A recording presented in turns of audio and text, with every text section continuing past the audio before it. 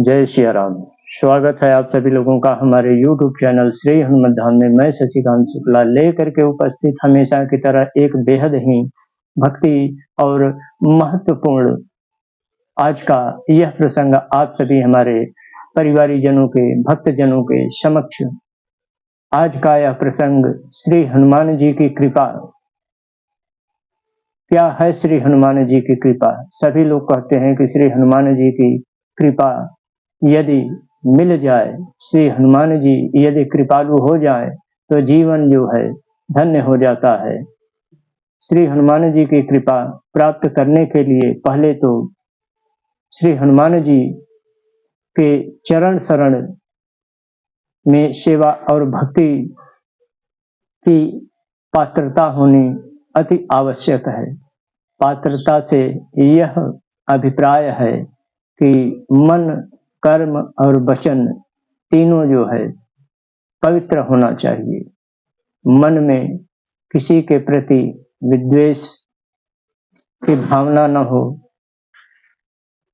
कर्म ऐसे हों जिससे कि किसी का अहित न हो, और वचन वाणी शब्द ऐसे निकलें दूसरों के लिए कि वो उनको जो है विषैले तीर की भांति न चुभे, अपितु शहद की भांति मीठे वचन हो। अन्यथा सेवक को, भक्त को यह चाहिए कि वह उतना ही बोले जितना कि आवश्यक हो। अनर्गल प्रलाप से बचना चाहिए, अनर्गल मन के विचारों से बचना चाहिए, अनर्गल कर्मों से बचना चाहिए। जो यह नियम है तो बड़ा कठिन होता नहीं है जल्दी, क्योंकि मन है वह दौड़ेगा ही दौड़ेगा।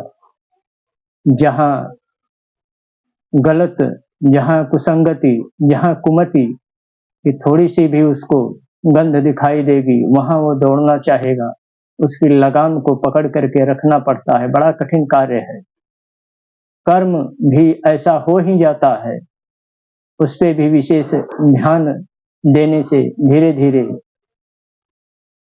कुकर्म से बचा जा सकता है।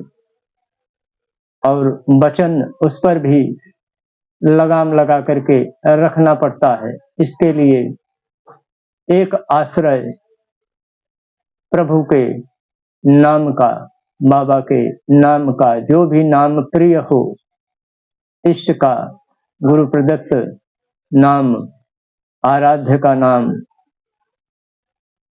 वह नाम का आश्रय लेकर के श्री हनुमान जी की जो भी निश्चल और निष्काम भक्ति करता है, उस भक्त पर श्री हनुमान जी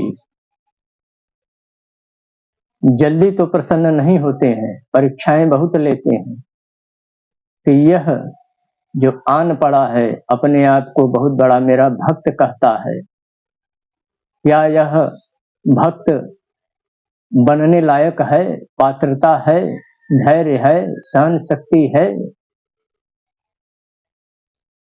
परीक्षाएं जब पूर्ण होती हैं, भक्त जब उसमें उत्तीर्ण होता है, तो श्री हनुमान जी कृपा कर ही देते हैं। तब अपने किसी न किसी दूत को इशारा कर देते हैं कि जाओ, यह मेरा अमुक नाम का भक्त है, इसकी सदा सर्वदा सहायता करो। श्री हनुमान जी के आदेश से श्री हनुमान जी के दूत उस भक्त की, उस सेवक की सदा सर्वदा आठों याम रक्षा सुरक्षा मार्गदर्शन करना प्रारंभ कर देते हैं। जो सवारी आती है वो श्री हनुमान जी की सवारी नहीं आती है। श्री हनुमान जी की सवारी तो आपन तेज समारम वापै, केवल श्री हनुमान जी ही अपने तेज को संभाल सकते हैं। उनके तेज को कोई क्या संभाल पाएगा।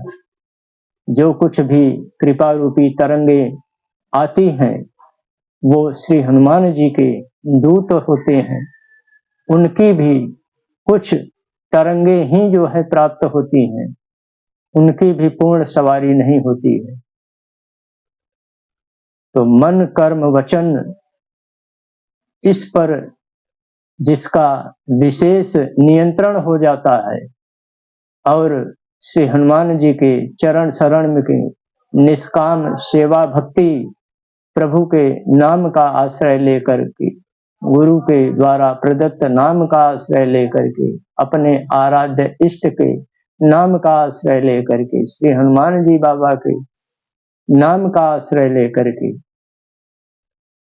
जो भक्त, जो सेवक श्री हनुमान जी के चरण शरण में रत रहता है, उस पर श्री हनुमान जी की कृपा अवश्य बरसती ही बरसती है, इसमें कोई संशय नहीं रह जाता।